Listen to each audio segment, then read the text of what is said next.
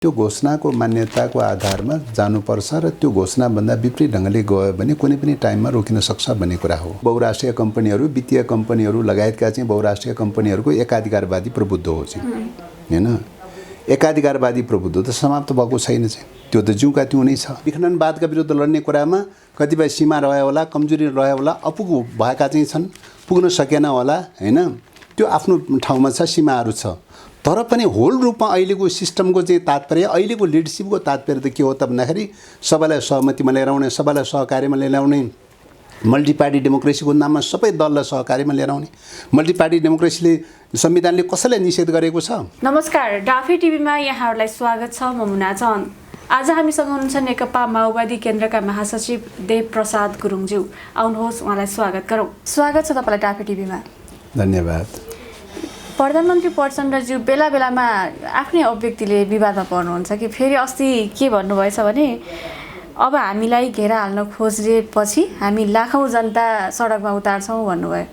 यो जनतालाई त व्यवस्थित गरेर राख्ने हो नि, झन् भड्काउने हो र यसरी। उहाँको यो अभिव्यक्तिलाई चाहिँ तपाईँले के भन्नुहुन्छ भन्नुहोस् त, एउटा महासचिवको हैसियतले माओवादी केन्द्रको। होइन, कुन प्रसङ्ग कुन सन्दर्भमा भन्नुभयो भन्ने कुरामा धेरै कुरा भर पर्छ। कुन प्रसङ्गमा? अब प्रसङ्ग सन्दर्भहरू चाहिँ नजोडिकन मात्रै बिचको वाक्यांश उतार्दाखेरि चाहिँ कहिलेकाहीँ अर्थको अनर्थ पनि भइदिन सक्छ। प्रधानमन्त्रीज्यूले अलिकति अर्थको अनर्थ लाग्ने नै शब्द भन्नुहुन्छ नि त बेला बेला। मैले बुझेको चाहिँ के हो त भन्दाखेरि एउटा तपाईँको कन्डिसनली ढङ्गले बोलेका विषयहरू हुन्छन् भन्ने लाग्छ। सैद्धान्तिक रूपले कन्डिसनको रूपमा बोलेका कुराहरूलाई अर्को अर्थमा लिन चाहिँ अलि नमिल्ला कि भन्ने लाग्छ। त्यस कारणले गर्दाखेरि किन भन्दा सैद्धान्तिक रूपले के हो त भन्दाखेरि कुनै पनि चाहिँ समस्याहरू प्रब्लमहरू क्रिएट भयो भने सल्भ भएन भने त आखिरमा मुभमेन्टको विकल्प रहँदैन, आन्दोलनको विकल्प रहँदैन। त्यस कारणले गर्दाखेरि चाहिँ यो त फेरि शाश्वत मान्यता हो चाहिँ, सार्वभौम मान्यता हो चाहिँ। त्यसैले सार्वभौम मान्यतासँग जोडिएका कतिपय सैद्धान्तिक विषयहरूको बारेमा बोल्ने कुरालाई चाहिँ तत्कालको कारणतिसँग जोड्नलाई चाहिँ सायद उपयुक्त हुँदैन भन्ने लाग्छ। कतिपयले फेरि यस्तो पनि भन्ने गरेका छन् नि त, अब अहिले कङ्ग्रेसले साथ छोड्छ कि भन्ने पनि देखिन्छ। किनकि माओवादीसँग त अब जम्मा 32 सिट मात्रै छ, सरकार जति बेला पनि ढल्न सक्छ। कङ्ग्रेसले पनि साथ छोड्छ कि अब एमाले र कङ्ग्रेसको सरकार बन्छ कि भन्ने पनि कता कता हल्ला सुनिन्छ। किनकि कङ्ग्रेसका केही नेताहरू प्रधानमन्त्रीबाट अलिकति रुष्ट छन् भन्ने पनि सुनिन्छ। त्यही उहाँले चाहिँ नि त्यही आवेगमा आएर भन्नुभएको पनि भन्छन् नि त, हो त्यस्तो? अब सत्तामा नहुँदा त्यो त अब घटनाक्रमको अहिलेको प्रसङ्ग र सन्दर्भलाई हेर्दाखेरि म त्यस्तो त त्यति देखिँदैन। किन त भन्दाखेरि अहिले भ्रष्टाचार विरोधी अभियान जो चलिरहेको चाहिँ छ, त्यसमा एउटै स्पिरिटका साथ, एउटै भावनाका साथ चलिरहेको अवस्था छ। त्यसो भएको हुनाले त्यति धेरै प्रब्लम पैदा भएको त देखिँदैन। त्यति प्रब्लम पैदा भएको त देखिँदैन।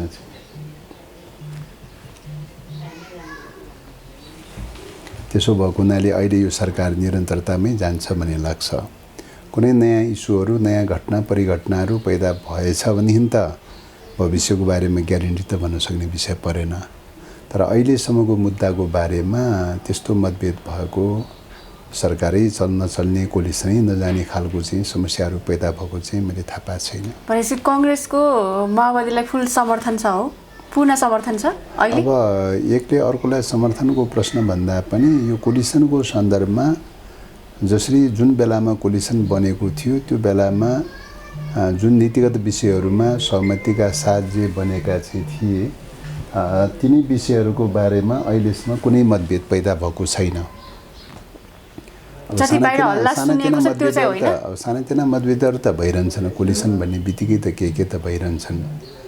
तर समस्या पर्ने खालको, सङ्कटै पर्ने प्रकारको चाहिँ स्तरको चाहिँ समस्या पैदा भएको अवस्था चाहिँ होइन। जस्तो तपाईँले भ्रष्टाचार विरोधी अभियान भन्नुभयो, अब भ्रष्टाचार विरोधी अभियानमा जुन अहिले प्रधानमन्त्रीज्यू लाग्नु भएको छ, गृहमन्त्रीज्यू लाग्नु भएको छ नि, तपाईँलाई लाग्छ भ्रष्टाचार साँच्चीकै यो निष्कर्षमा पुगेको जस्तो लाग्छ त अहिलेसम्म जति भ्रष्टाचारको फाइल खोलिए? यस्तो हो, पहिलो कुरा त कुनै पनि कुराहरूको सन्दर्भमा राज्यलाई शुद्धिकरण गर्नलाई प्रयास गर्ने कुरा हो।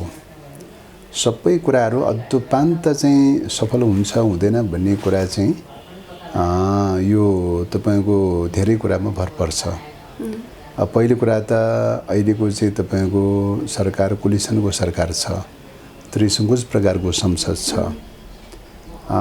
दोस्रो कुरा अहिलेको संविधान, अहिलेको कानुन, अहिलेको राज्यको संरचनाहरू सबै सन्दर्भमा हेर्नु पर्दछ। विशुद्ध को प्रधानमन्त्री छ, को मन्त्री छ या को चाहिँ कुन पार्टीको छ भन्ने कुरामा मात्रै सीमित रहँदैन, चाहिँ समग्र पक्षमा हेर्नुपर्ने हुन्छ।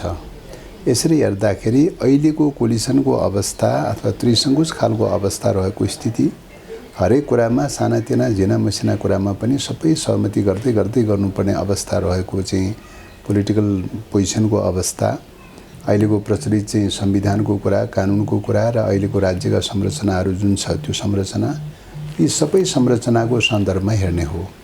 यसरी हेर्दाखेरि अहिलेको संरचनाले साथ दिँदासम्म, अहिलेको कानुनले, अहिलेको संविधानले, अहिलेको संरचनाले र अहिलेको कोलिसनले साथ दिँदासम्म अगाडि बढ्ने कुरा हो। त्यस कारणले गर्दाखेरि अहिले चाहिँ जे मतलब एउटा सहमतिका साथ जुन ढङ्गले अगाडि बढिरहेको छ, एउटा सन्देशमूलक ढङ्गले अगाडि बढिरहेको छ, राज्यलाई शुद्धिकरण गर्नुपर्छ भन्ने एउटा स्पिरिटका साथ अगाडि बढेको छ। कम्प्लिट भन्ने कुरा चाहिँ त तपाईँको यो निरन्तरताको प्रक्रियाको कुरा हो।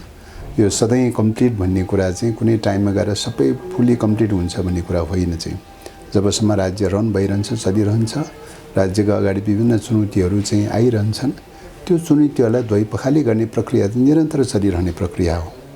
जे होस्, अब प्रचण्ड नेतृत्वको सरकारले एउटा भ्रष्टाचारका फाइलहरू खोल्ने काम गरेको छ, चाहे त्यो निष्कर्षमा नपुगे पनि।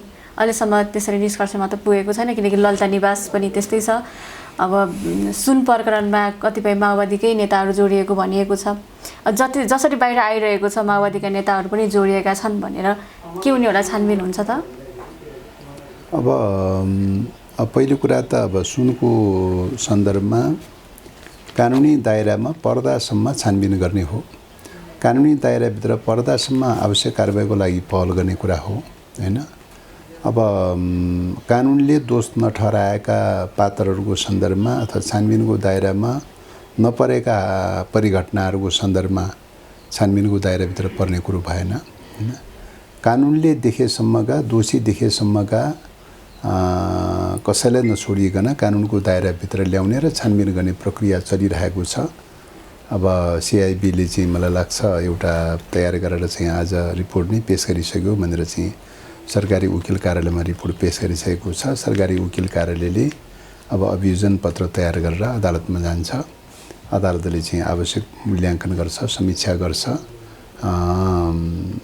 अब कति ठहर्छ ठहर्दैन भन्ने कुरा त अदालतको कुरा भए, तर सरकारको तर्फबाट अहिलेको प्रचलित कानुनको दायराभित्र जति चाहिँ तथ्याङ्कहरू प्राप्त भएको चाहिँ घटनाक्रमहरूको सन्दर्भमा त्यो आधारमा पहल र प्रयास गरेर अगाडि बढिरहेको छ।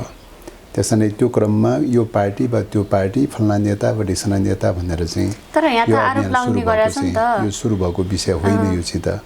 त्यसकारणले गर्दाखेरि यो पार्टी या फल्ना पार्टी या ढिसना या फल्ना नेता या ढिसना भनेर चाहिँ सुरु भएको विषय त होइन। भ्रष्टाचार विरोधी अभियान त जोसुकै किन नहोस्, सत्ता पक्ष पनि भन्दैन, विपक्ष पनि भन्दैन, आफ्नो पार्टी पनि भन्दैन, अर्का पार्टी पनि भन्दैन, हैन?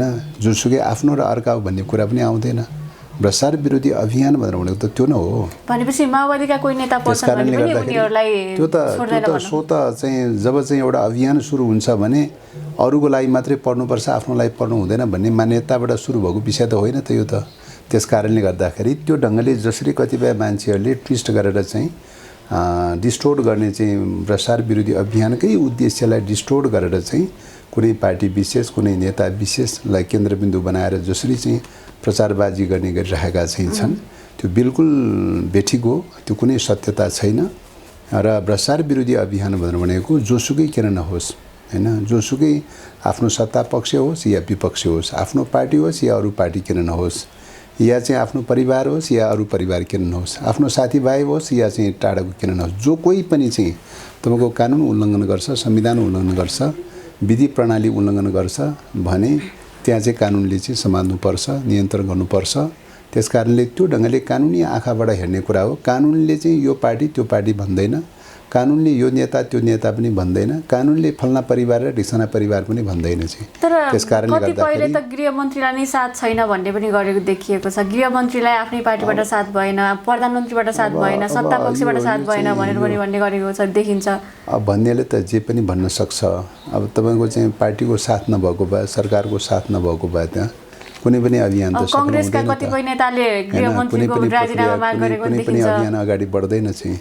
त्यसकारणले गर्दाखेरि पार्टीको साथ नहुने भन्ने प्रश्न होइन, गठबन्धनको साथ नहुने भन्ने प्रश्न होइन।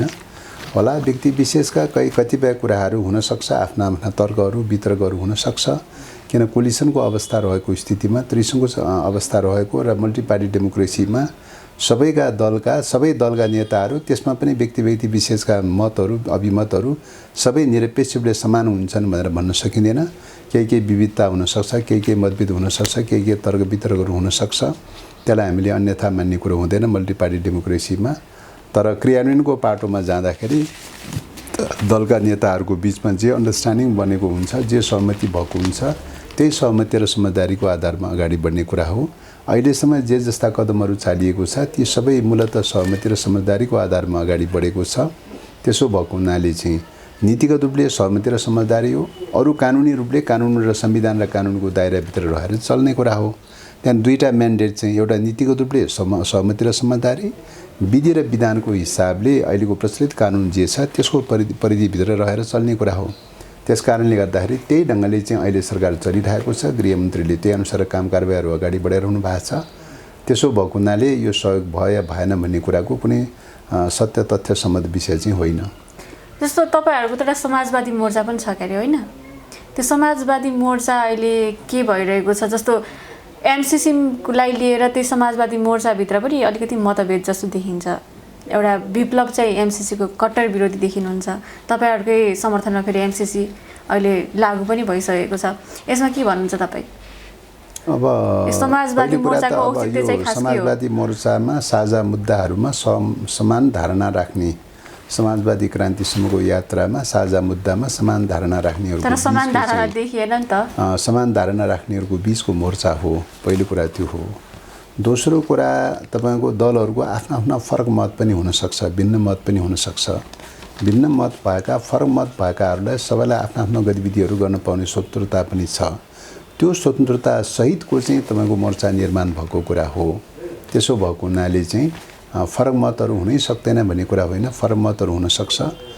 फरक मतहरूको सन्दर्भमा आफ्ना आफ्ना दलहरूको गतिविधि पनि गर्ने स्वतन्त्रता सबैलाई छ। पहिलो कुरा त्यो। दोस्रो कुरा एमसीसीको सन्दर्भको कुरा गर्ने हो भने मलाई लाग्छ कन्टेन्टको सन्दर्भमा, अन्तर्वस्तुको सन्दर्भमा समाजवादी मोर्चामा रहेका घटकहरूको बिचमा म त्यति भिन्नता पाउँदिनँ। प्रस्तुतिको सन्दर्भमा फरक पर्न सक्ला। प्रस्तुतिको सन्दर्भमा सडकमा भएको घटक, सदनमा भएको घटक, सरकारमा भएको घटकको सन्दर्भमा चाहिँ फरक पर्न सक्ला। प्रस्तुतिमा आफ्ना आफ्ना शैलीहरू, विधि विधान, प्रक्रियालाई पनि ख्याल गर्दै चाहिँ त्यो आधारमा प्रस्तुत हुने कुरा त्यो आफ्नो ठाउँमा चाहिँ छ। तर कन्टेन्टको हिसाबले राष्ट्रिय स्वाधीनताको पक्षमा हुनुपर्छ, कुनै पनि विदेशी परियोजना लिनु हुँदैन भन्ने कुरा होइन, लिन सकिन्छ।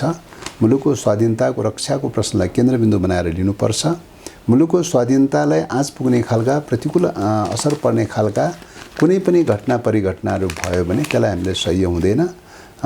त्यस कारणले गर्दाखेरि चाहिँ यो मान्यताको आधारमा परियोजनालाई हेर्नुपर्छ, विदेशी परियोजनालाई हेर्नुपर्छ भन्ने फन्डामेन्टल कुरामा समाजवादी मोर्चा समान धारणा रहेको छ। त्यसमा कुनै विमति रहेको छैन।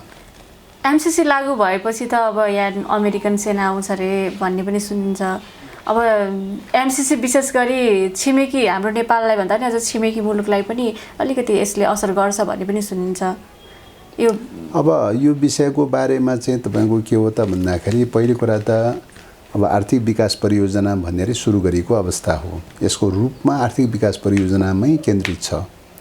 अब त्यसको अन्तर्यमा कतै सैन्य योजनासँग पनि जोडिया छ कि भन्ने डाउट लिने ठाउँहरू चाहिँ रहेको अवस्था हो। त्यस कारणले यसलाई संशोधन गर्नुपर्छ भनेर चाहिँ कुरा उठेको हो। तर संशोधन गर्न तयारी नरहेको स्थितिमा पार्लियामेन्टबाट हामीले लागेका डाउटका विषयहरूको बारेमा पार्लियामेन्टबाट 12 बुँदे डिक्लेरेसन गरेर चाहिँ तर त्यो घोषणा जारी गरेर चाहिँ डिक्लेरेसनको कानुनी हैसियत के हुने भनेर प्रधानमन्त्रीले आफूलाई थाहा छैन भन्नुभयो। त्यो घोषणा गरेर त्यो घोषणाको मान्यताको आधारमा जानुपर्छ र त्यो घोषणाभन्दा विपरीत ढङ्गले गयो भने कुनै पनि टाइममा रोकिन सक्छ भन्ने कुरा हो। त्यस कारणले गर्दाखेरि चाहिँ तपाईँको पार्लियामेन्टले गरेको घोषणापत्र पार्लियामेन्टले गरेको डिक्लेरेसन चाहिँ को कानुनी हैसियत हुँदैन भन्ने कुरा नै त्यो बेठी कुरा हो चाहिँ। तर प्रधानमन्त्रीले त्यस्तो भन्नुभयो नि त, कानुनी हैसियत के हुन्छ भन्ने थाहा छैन भन्नुभयो उहाँले। अब खोइ मलाई त मैले त यो कुरा सुनिया छैन, कहाँ भन्नुभयो के भन्नुभयो मिडियामा त्यत्रो आयो हैन। मिडियामा आउँदैमा सबै कुरा सत्य भइहाल्दैन। मिडियामा त मिडियाको चाहिँ बिकाउको लागि पनि कतिपय कुराहरू चाहिँ तलमाथि परेर पनि आउन सक्छ, दायाँ बायाँ भएर पनि आउन सक्छ। त्यस कारणले प्रचारमुखी कोणबाट आउने कुराहरू त्यो अलग विषय हुन्। त्यस कारणले अब 12 बुँदेको चाहिँ इस्युलाई लिएर डिक्लेरेसनको इस्युलाई लिएर यसलाई स्वीकार गर्नुपर्छ, यसलाई मान्नुपर्छ, यसलाई मान्नुको विकल्प छैन भनेर निरन्तर चाहिँ त्यो कुरा उठाइरहेको अवस्था छ, निरन्तर त्यो आवाज उठाइरहेको अवस्था छ। यो कुरा क्लियर नगर्दासम्म यो माथिको शङ्का रहिरहन्छ है। जतिखेर यसलाई क्लियर गरेर चाहिँ स्वीकार्य हुन्छ त्यो बेलामा सहज ढङ्गले प्रक्रिया अगाडि बढ्छ। जबसम्म चाहिँ यसलाई क्लियर गरिँदैन तबसम्म यो कार्यान्वयनमा निगरानीको विषय भइरहन्छ भनेर त क्लियरली चाहिँ उहाँले भन्दै आइरहनु भएको चाहिँ छ। त्यसो भएको हुनाले चाहिँ यसमा कुनै डाउट लिनुपर्ने अथवा यसमा कुनै विमति या फरकमत आदि भन्ने कुरा चाहिँ होइन चाहिँ। ठिक छ। अब यो एमसिसी लागू हुँदासम्म पनि एमसिसीको त्यत्रो विरोध हुँदै पनि एमसिसी लागू भइसकेको छ देशमा, तर बिआरआई भएको सम्झौता भएको आज यति वर्ष भइसक्दा पनि किन बिआरआईको परियोजनाहरू अगाडि बढ्न सकेको छैन? अब पहिलो कुरा त बिआरआईको सन्दर्भमा एमओयू मात्रै भएको छ।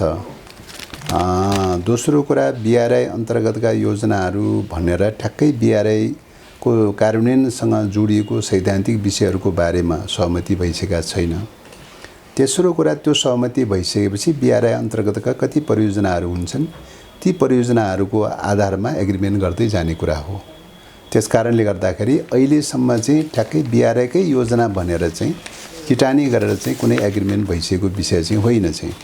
अब परोक्ष रूपमा चाहिँ अब विगत कालमा 2017मा चाहिँ बिआरआई सम्बन्धी चाहिँ एमओयूमा चाहिँ हस्ताक्षर भयो।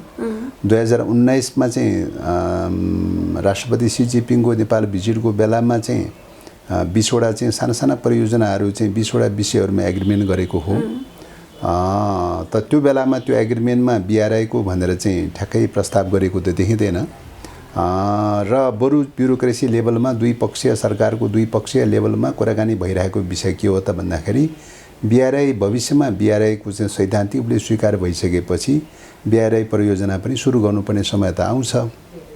त्यसको लागि भनेर तयारी गर्ने भनेर चाहिँ 9वटा परियोजनाहरू चाहिँ रेलवे लाइनसँग जोडिएको, विद्युत प्रसारण लाइनसँग जोडिएको आदि विविध विषयहरू लिएर चाहिँ 9वटा परियोजनाहरूको सन्दर्भमा सर्वे गर्ने, अनुगमन अध्ययन गर्ने र सम्भाव्यता अध्ययन गर्ने, त्यसको डिपिआर तयार गर्ने भनेर चाहिँ त्यो तयारीको चरणमा रहेको अवस्था हो। त्यस कारणले गर्दाखेरि त्यो तयारीको चरणमा रहेको स्थितिमा कति परियोजनाहरू अब सर्वे भएर चाहिँ सबै नापजाँच भएर चाहिँ दुईटा पक्षको बिचमा एग्री हुन्छ, कति हुँदैन त्यो बाँकी नै छ। त्यसैले अहिले फाइनल भएर चाहिँ एग्रिमेन्ट भइसकेको चाहिँ विषय चाहिँ होइन। त्यसो भएको हुनाले यो क्रममा बिआरआईको सन्दर्भमा सैद्धान्तिक रूपले नीतिगत रूपले स्वीकार भइसकेको अवस्थामा त्यस अन्तर्गतका परियोजनाहरू कति गर्ने र कति नगर्ने भन्ने कुराको विषयमा द्विपक्षीय सरकारको बिचमा संवाद गर्दै लगेर कुराकानी गर्दै गएर चाहिँ जुन परियोजनामा सहमति हुन्छ त्यहाँ एग्री गर्दै जाने कुरा हो, त्यो कार्यान्वयन गर्दै जाने कुरा हो। जुन परियोजनामा सहमति हुँदैन त्यो सहमति नहुन पनि सक्छ, एग्री नहुन पनि सक्छ, एग्रिमेन्ट नहुन पनि सक्छ, त्यो ढङ्गले जाने प्रक्रिया हो। त्यस कारणले गर्दाखेरि चाहिँ होला अब अरू विगत कालमा भएका सहमतिका योजनाहरूको सन्दर्भमा बिआरआई भनेर प्रश्न उल्लेख नभएको भए तापनि विगतमा चाहिँ भएका समझदारीहरू जो मैले भने 20वटा चाहिँ साना साना परियोजनाहरू चाहिँ जो चाहिँ तर्जुमा भएको थियो, सहमति भएको थियो, त्यसको कार्यान्वयनको पाटोमा भने केही ढिलासुस्ती हुन सक्छ, केही ढिला हुन सक्छ। मात्रै होइन, बिआरआईलाई दिने भनेको प्रोजेक्ट यो जलविद्युतका आयोजनाहरू पनि त तपाईहरुले यो सरकारले चाहिँ भारतलाई बुझाएको होइन र? यो त सत्य हो नि त हैन बिआरआईकै लागि भनेर चाहिँ तपाईको सूचीकृत गरेर चाहिँ तपाईको तयार गरेको भन्ने कुरा चाहिँ त चाहिँ अहिलेसम्म त्यस्तो बुझिएको छैन जानकारीमा आएको छैन 9वटा शीर्षकमा चाहिँ तय गरेको भन्ने चाहिँ सुनिएको हो र त्यो एग्रिमेन्ट गर्ने भनेर एग्रिमेन्ट तहको पुगिसकेको अवस्था पनि होइन कर्मचारी लेभलमा संवाद गर्दै गर्दै जाँदाखेरि फल्ना परियोजना हुनसक्छ कि ढिसना परियोजना हुनसक्छ कि भनेर चाहिँ मतलब सम्भाव्यता अध्ययनको सन्दर्भमा कति सम्भाव्यता अध्ययनभित्र पार्ने भन्ने क्रममा चाहिँ उठेको विषय हो अहिले नै फल्ना परियोजना ढिसना परियोजना फल्नालाई भनेर चाहिँ तपाईको ती कुराहरूको बारेमा फाइन्ड आउट भइसकेको विषयको बारेमा अर्कोलाई चाहिँ गरेको भन्ने कुरा चाहिँ त्यो तथ्यसम्मत हो भन्ने लाग्दैन चाहिँ त्यसो भएको हुनाले चाहिँ होला अब विकास परियोजनाहरूको सन्दर्भमा अब ओपन रूपले जाने भन्ने भइसकेपछि खुला प्रक्रियामा गइसकेपछि विकास परियोजनाहरूको सन्दर्भमा जसले लगानी गर्न तयारी हुन्छ जसले लगानी गरेर चाहिँ विद्युत उत्पादन लगायतका अरू काम कारबाहीहरू कार्यक्रम मतलब अगाडि बढाउन परियोजनाहरू अगाडि बढाउन तयारी हुन्छ अब सबैको लागि ओपनै छ त्यो चाहिँ त कसैको लागि ओपन हुने कसैको लागि ओपन नहुने भन्ने त हुँदैन चाहिँ तर यहाँ त के भन्ने गरिएको छ भने हाम्रो प्रधानमन्त्रीज्यूले चाहिँ के गरिराख्नु भएको छ भने चीनका परियोजनाहरू यहाँ फेल गराउने अथवा चीनलाई नै चीनका परियोजनाहरू यहाँ बिआरआईका परियोजनाहरू फेल बनाएर असफल देखाउने भनेर लागिराख्नु भएको छ भन्ने पनि उहाँलाई आरोप छ नि अहिले अब यो त भन्नेले त जे पनि भन्न सक्छ अब त्यो त घटनाक्रममा पुष्टि हुनु पर्यो प्रमाणित हुनु पर्यो चाहिँ हैन अहिलेको राज्यको कानुनको अवस्था संरचनाको अवस्था यो समग्र परिस्थितिको सन्दर्भमा हेर्नुपर्छ हैन कोही चाहिँ मान्छे कोही मन्त्री या प्रधानमन्त्री हुँदैमा चाहिँ सबै कुरा चकाचौँध भइहाल्ने कोही हुँदैमा मतलब बिल्कुलै केही नहुने भन्ने त हुँदैन त्यस्तो त त्यो त चाहिँ राज्यको काम कारबाहीको चाहिँ परिस्थिति कस्तो छ भन्ने कुराको सापेक्षतामा हेर्ने कुरा हो परियोजनाहरूको कुरा गर्ने हो भने त अहिले चाहिँ तपाईको चाहिँ नेपालको अहिलेको संविधान अहिलेको कानुन अहिलेको राज्यको संयन्त्र अहिलेको कानुनी प्रावधानहरू अहिलेको चाहिँ ब्युरोक्रेसीको सञ्जाल र यी सबै कुराहरूले चाहिँ कुन चाहिँ परियोजना फास्टली भएको छ कुनै छ उदाहरण दिन सक्नुहुन्छ हैन त्यसकारणले गर्दाखेरि सामान्यतः थोरै ढिला सुस्ती हुने कुरा त आम रूपमा सबैमा लागू हुने कुरा भयो तर धेरै ढिला भयो कि भन्ने होला कहीँ चाहिँ केही ढिला भएको भएदेखि चाहिँ कहाँ ढिला भयो भन्ने कुरा चाहिँ प्रधानमन्त्रीज्यूले यो सरकारले चाहिँ अलिकति कहाँ ढिला भयो भन्ने कुराको ताकेता त कहीँ ढिला भएको छ साह्रै ढिला भएको छ कहीँ पुगेको छैन भने त त्यो फलो गर्नु पर्यो ताकेता गर्नु पर्यो नि सरकारले गर्नु फल्ना ठाउँमा के अरे ढिला भयो ढिसना ठाउँमा ढिला भयो ताकेता हुनु पर्यो नि फल्ना ठाउँमा फाइल अड्कियो ढिसना ठाउँमा फाइल अड्कियो हैन ताकेता त हुनु पर्यो नि त्यो त सबैको दायित्वको कुरा हो नि त हैन त्यो ढङ्गले त कुरा त कहीँ पनि आएको छैन चाहिँ त्यसकारणले गर्दाखेरि चाहिँ काम गर्दै जाने क्रममा ढिला सुस्ती त छ नै नेपालको चाहिँ विशेषता नै के छ भन्दाखेरि चाहिँ राज्यको संयन्त्र अवस्था अहिलेको प्रचलित कानुन अहिलेको ब्युरोक्रेसीको सञ्जाल अहिलेको कार्यप्रणाली सबै कुराले गर्दाखेरि अपेक्षा गरे अनुसारको फास्ट त छैन चाहिँ हैन काम त स्वतः ढिला सुस्ती छ त्यही ढिला सुस्ती अन्तर्गत अरू परियोजनाहरू पनि परेन भनेर त भन्न मिल्दैन पर्न सक्छ चाहिँ त्यसकारणले तर आशयगत हिसाबले नै ढिला सुस्ती गराउनु पर्छ भन्ने ढङ्गले गराए जस्तो त मलाई लाग्दैन चाहिँ कहीँ चाहिँ कुनै परिघटनाहरूको सन्दर्भमा आशयगत ढङ्गले नै त्यस्तो गराउन खोजेको रहेछ भन्ने कुरा पुष्टि भएछ भने छानबिन हुन्छ मूल्याङ्कन हुन्छ समीक्षा हुन्छ आशयगत रूपले त्यस्तो चाहिँ गरेको चाहिँ कुराको पुष्टि हुन्छ भने छानबिन गर्न तयारी हुनुपर्छ हैन त्यसकारणले गर्दाखेरि अहिलेसम्म आशयगत रूपले नै त्रुटि भएर चाहिँ गल्ती गरेर चाहिँ कुनै परियोजनालाई चाहिँ रोकिदिनुपर्छ कुनै पनि हालतमा अगाडि बढ्न दिनु हुँदैन भन्ने ढङ्गले नै कोही लागिरहेको रहेछ भनेदेखि त त्यो जस्टिफाई हुनु पर्यो पुष्टि हुनु पर्यो प्रमाणित हुनु पर्यो नि हैन त्यो ढङ्गले प्रमाण दिने अधिकार त सबैलाई छ चाहिँ त्यस्तो देखेको छ भने त सबैलाई प्रमाण दिने अधिकार त छ त हैन त्यो त कसैलाई रोकटोक त छैन हैन त्यसैले त्यही रूपले त कुनै पनि कुरा त अगाडि आएको छैन हैन खालि चाहिँ डाउटको हिसाबले शङ्का आशंकाको हिसाबले अलि ढिला सुस्ती भयो आदि भयो भन्ने कुराको सन्दर्भ जो छ ढिला सुस्ती त कुनै विदेशी परियोजना मात्रै होइन नेपालले आफैले गर्छु भनेर भनेकै परियोजना पनि त ढिला सुस्ती त भइरहेको छ ढिला सुस्ती किन हुन्छ हाम्रो नेपालमा भन्नुस् त होइन यो त समग्र रूपमा राज्यको प्रणाली राज्यको संयन्त्र मतलब राज्यको वर्ग चरित्र यो सबैमा भर पर्ने विषय हो नि कुनै व्यक्ति विशेषमा भर पर्ने विषय त होइन चाहिँ हैन कुनै नेता विशेष कुनै पार्टी विशेषमा भर पर्ने विषय त होइन त यो त समग्र राज्यमा राज्यको प्रणालीमा निर्भर रहने विषय हो चाहिँ किन ढिला सुस्ती हुन्छ अब यो विकासका परियोजना अगाडि बढाउनको लागि अब यो चाहिँ तपाईँको यो त तपाईँको के छ त भन्दाखेरि नेपालको चाहिँ तपाईँको समग्र रूपले हामीले हेर्ने कुरा के हो त भन्दाखेरि पहिलो कुरा त नेपालमा दुई प्रकारको च्यालेन्जहरू चाहिँ हो। विकासको लागि, समृद्धिको लागि, आर्थिक रूपान्तरणको लागि, सामाजिक आर्थिक रूपान्तरणको लागि, क्रान्तिको लागि दुईटा च्यालेन्ज हो। दुईटा च्यालेन्जमा एउटा सामन्तवादी मोडेलले गर्दाखेरि चाहिँ अब्स्टेकल भइरहेको अवस्था हो, त्यसलाई पन्छाउने प्रक्रियामा गएको छ, एक हदसम्म पन्छिएको चाहिँ छ।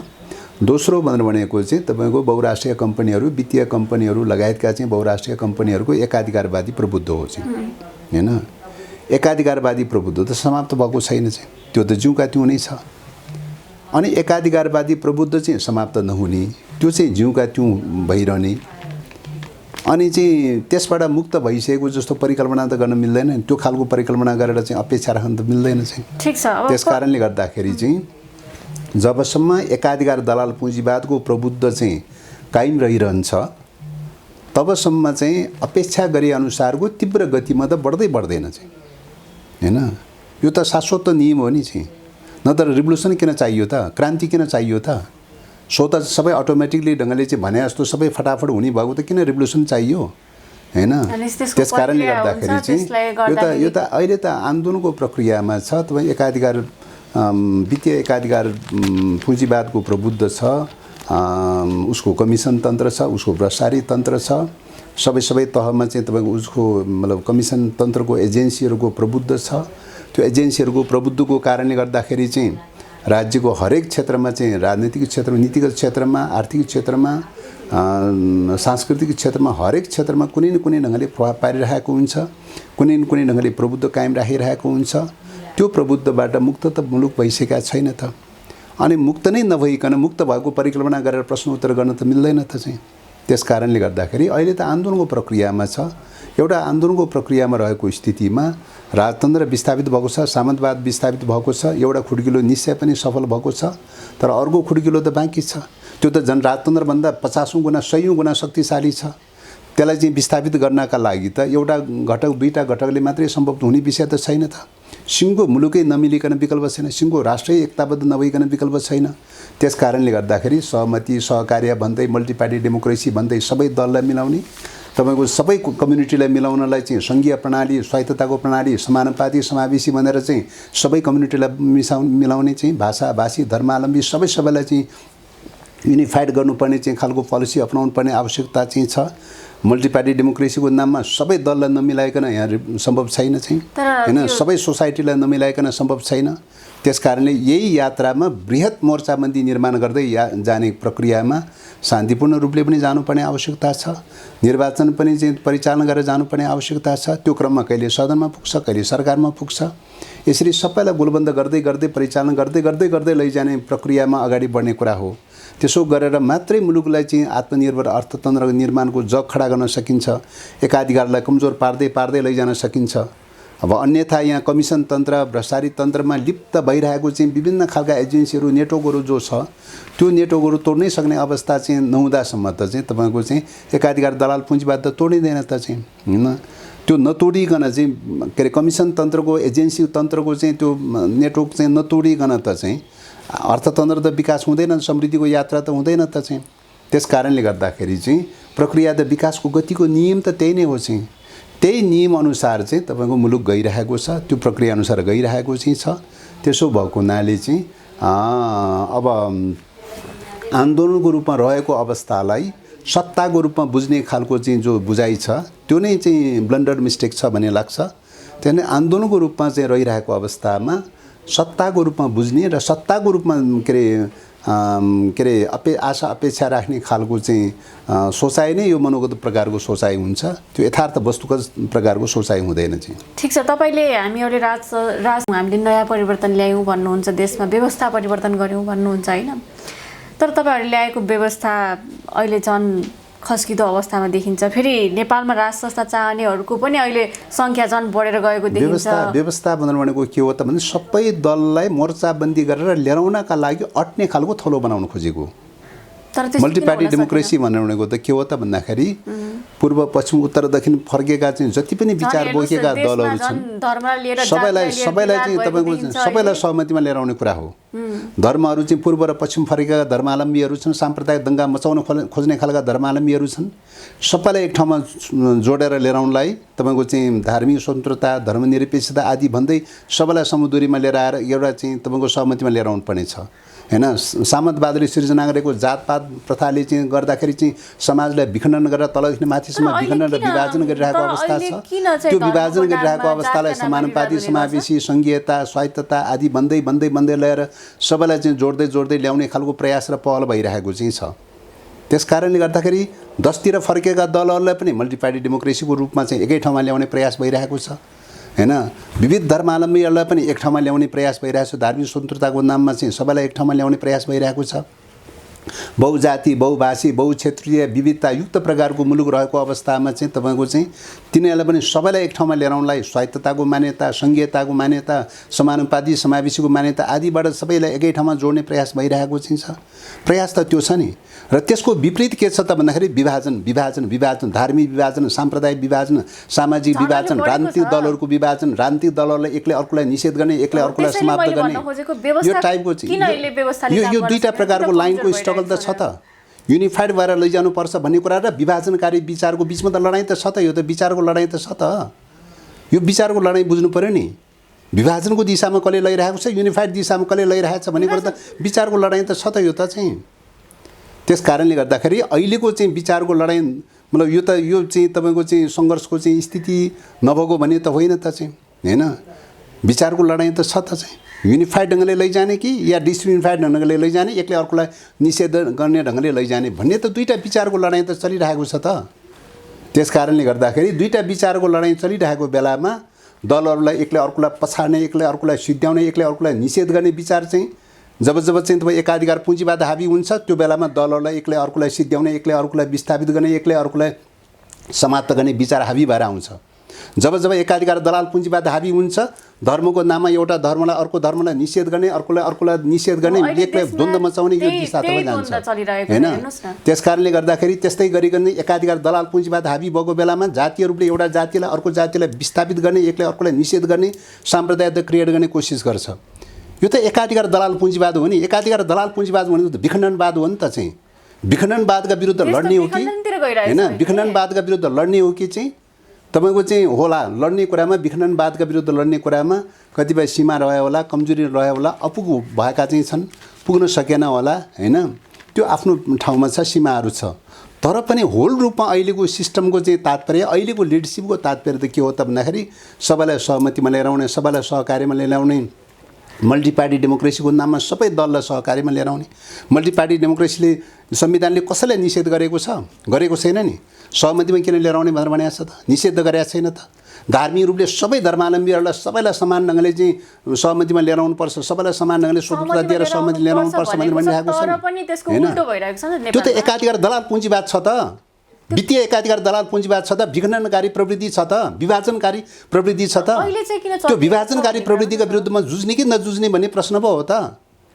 यहाँ चाहिँ कसैले उचालेको छ कि पनि भन्ने गरिन्छ कि, किनकि अहिलेसम्म त्यति धेरै देखिएको थिएन जति अहिले भइरहेको छ नि त देशमा। हैन, त्यो त त्यही त एकाधिकार दलाल पुँजीवाद हाबी भइरहेको छ। यो चाहिँ किन वित्तीय एकाधिकार दलाल पुँजीवाद हाबी भइरहेको छ, साम्प्रदायिक द्वन्द्व मचाउन हाबी भइरहेको छ, धार्मिक द्वन्द्व मचाउन हाबी भइरहेको छ, दलहरूलाई टुटाउने, फुटाउने, विभाजन गर्ने, द्वन्द्व मचाउन चाहिँ हाबी भइरहेको छ। के कारणले भएको छ त? वित्तीय पुँजीले गर्दाखेरि, वित्तीय कमिसन तन्त्रले गर्दाखेरि, पद र प्रतिष्ठाको कारणले गर्दाखेरि चाहिँ ती उचाल्ने, एउटाले अर्कोलाई उचाल्ने, अर्कोलाई उचाल्ने, पछाड्ने अनि द्वन्द्व क्रिएट गर्ने, मुलुकको राष्ट्रिय अस्मितालाई समाप्त गर्ने।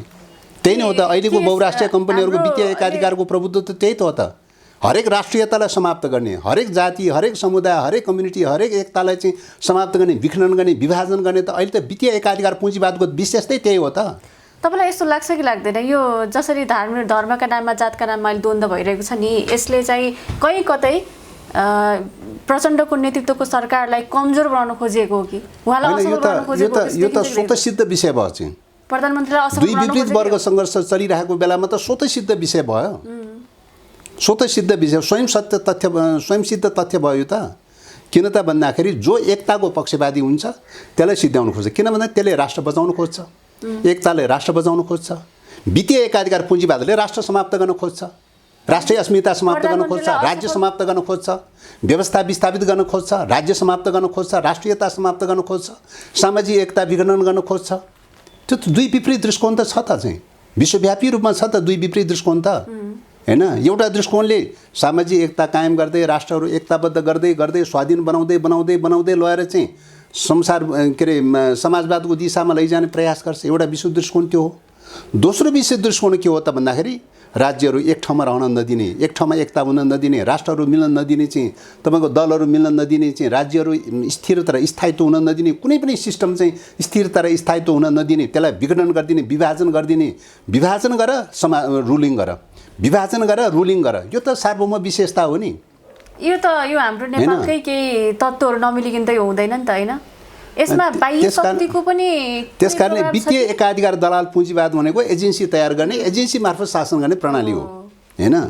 एजेन्सी मार्फत शासन गर्ने प्रणाली हो। त्यसकारणले एजेन्सी मार्फत शासन गर्ने प्रणाली भनेको एजेन्सीको प्रवृत्ति भनेको के हो त? पैसाको प्रलोभनमा फस्ने, पद र प्रतिष्ठाको प्रलोभनमा फस्ने। यो दुईटा चिजलाई समातेर उसले रुलिङ गर्छ चाहिँ। उसले रुलिङ गर्ने माध्यम त त्यही नै हो त चाहिँ हैन। त्यसकारणले गर्दाखेरि जो पदलो लुब्छ उसले खरिद गरिहाल्छ, प्रभाव पारिहाल्छ। जो पद र पैसाको निम्ति जे पनि गर्न चाहन्छ त्यसलाई उसले प्रभाव पारिहाल्छ चाहिँ। त्यस कारणले गर्दाखेरि यो चाहिँ विखण्डन र विभाजनकारी जो प्रवृत्ति छ, यो प्रवृत्तिलाई दुरुत्साहित गरेर चाहिँ तपाईँको चाहिँ सबैलाई एकताबद्ध गर्दै गोलबन्द गर्दै राष्ट्रलाई बलियो बनाउनु पर्यो, देशलाई बलियो बनाउनु पर्यो, समाजलाई बलियो बनाउनु पर्यो र मुलुकलाई स्वाधीन बनाउँदै लैजानु पर्यो, आत्मनिर्भर अर्थतन्त्र निर्माण गर्नु पर्यो, राष्ट्रिय औद्योगिक पुँजी निर्माण गर्नु पर्यो, मुलुकलाई चाहिँ स्वाधीन बनाउँदै लैजानु पर्यो भनेर चाहिँ भनिरहेको चाहिँ छ। बाटै दुईटा छ त हैन। समाजलाई विखण्डन र विभाजन गरेर राष्ट्रहरूलाई विखण्डन र विभाजन गरेर चाहिँ वित्तीय एकाधिकार पुँजीवादको प्रभुत्व कायम राख्ने कि सबैलाई एकताबद्ध गर्दै गर्दै लगेर त्यसलाई चाहिँ वित्तीय एकाधिकार पुँजीवादलाई विस्थापित गर्दै गर्दै गर्दै लगेर चाहिँ आत्मनिर्भर अर्थतन्त्र बनाउने, समाजवादको दिशातर्फ जाने। दुईटा बाटो दुईटा त छ त। यो दुईटा बाटोको बिचमा त सङ्घर्ष त निरन्तर चलिरहेको छ हैन। त्यसो भएको हुनाले यही सङ्घर्षको प्रक्रियाबाट बुझ्नुपर्छ, यही विचारधाराको क्षेत्रमा चलिरहेको सङ्घर्षको प्रक्रियाबाट बुझ्नुपर्छ। यो सङ्घर्षबाट अलग थलग ढङ्गले बुझ्ने प्रकारको सोचहरू विचारहरू कुनै वस्तुसम्मत विचार होइन, त्यो सबै मनोगत खालका विचारहरू चाहिँ हुन्।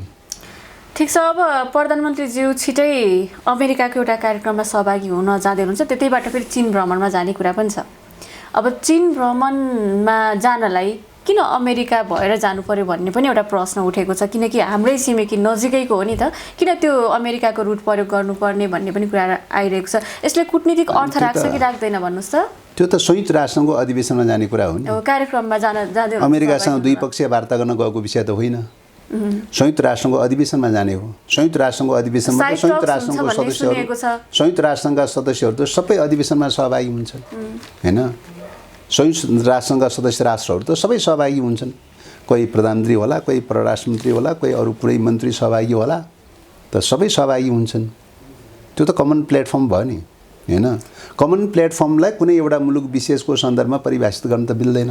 तर यसले कूटनीतिक अर्थ के राख्छ भन्ने पनि त हुन्छ अर्काको देश। अब जबरजस्ती रूपले जोड्ने हो भने त त्यो अर्कै कुरा भयो। नत्र भने कूटनीतिक रूपले संयुक्त राष्ट्रसङ्घको प्लेटफर्ममा सहभागी हुने कुरालाई सबैको मेम्बरसिप भएको मुलुक के अरे संस्थामा सहभागी हुने कुरालाई अन्यथा रूपमा डिस्टर्ब गर्न चाहिँ मिल्दैन चाहिँ। भनेपछि त्यो राजनीतिक रूपमा कुनै त्यहाँको नेताहरूलाई भेट्नको लागि नै एउटा कार्यक्रममा सहभागी हुन जानुभएको, त्यसैले उताबाट चीन जाँदा पनि केही फरक पर्दैन भन्नु। अनि त्यो त कमन प्लेटफर्म भयो, संयुक्त राष्ट्रसङ्घको कार्यक्रमको कुरा भयो।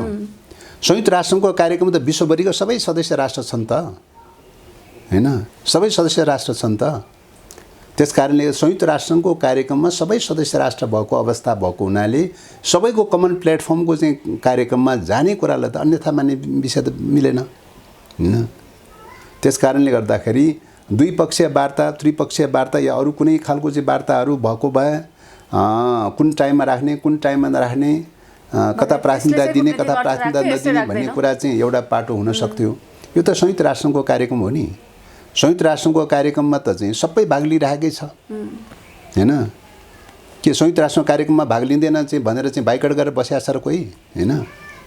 त्यस कारणले गर्दाखेरि चाहिँ त्यो नभएको स्थितिमा सबैको साझा प्लेटफर्मको रूपमा रहेको अवस्थामा प्लेटफर्मको विषयलाई लिएर द्विपक्षीय मामला बनाउन त मिल्दैन नि। साझा प्लेटफर्मको मुद्दालाई लिएर द्विपक्षीय मामला बनाउन त मिल्दैन नि। ठिक छ, तपाईँको महत्त्वपूर्ण विचार र समयको लागि हार्दिक धन्यवाद। धन्यवाद। यदि आजको अन्तर्वार्ता तपाईँलाई मन पर्यो भने लाइक, सेयर र सब्सक्राइब गर्न नबिर्सिनुहोला। धन्यवाद।